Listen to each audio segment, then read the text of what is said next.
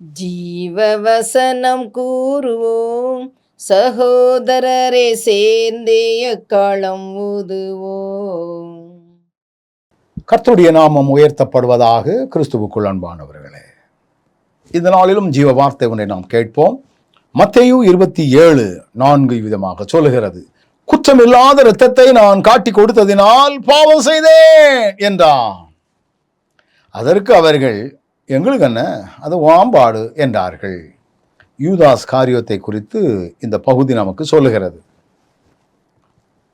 ஆண்டவர் யூதாஸ் காரியத்தை தான் தன்னை காட்டி கொடுப்பான் என்று முன்னமே அறிந்திருந்தார். முத்தத்தினாலாயா என்னை காட்டி கொடுக்கிறாய் என்றெல்லாம் கேட்டிருந்தார். இந்த யூதாஸ் காரியத்தை என்ன நினைச்சிருப்பான், நம்ம காட்டி கொடுக்கும் பொழுது அவர் உதறிட்டு போயிடுவாரு, காணாம போயிடுவாரு, இல்லாம போயிடுவாரு, அவங்க கையில அகப்பட மாட்டாரு, துட்டை மட்டும் வாங்கிக்கிட்டு அபேசா ஓடிடலாம் அப்படிதான் நினைச்சான். ஆனால் இது தேவனுடைய நியமமாக இருந்தது.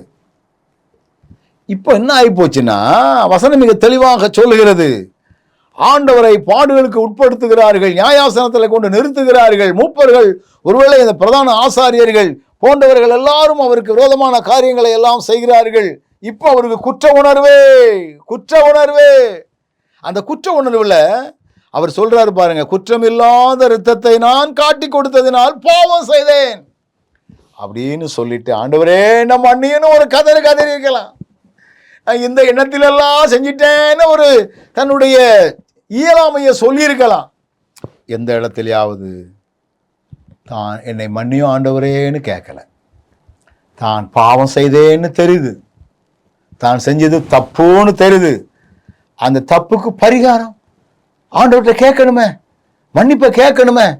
நோ, அடுத்த வசனமே சொல்லுகிறது பாருங்கள், அந்த வெள்ளிக்காசை தேவாலயத்தில் எரிந்து விட்டு நான்று கொண்டு செத்தான்.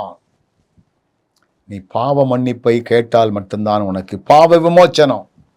இல்லைனா நீங்க செய்த பாவமே உங்களுக்கு முன்னால வந்து நின்று உங்களை கொல்லக்கூடிய அளவிற்கு அது வழிவகுக்கும். எல்லாருமே தப்பு செய்கிறோம்.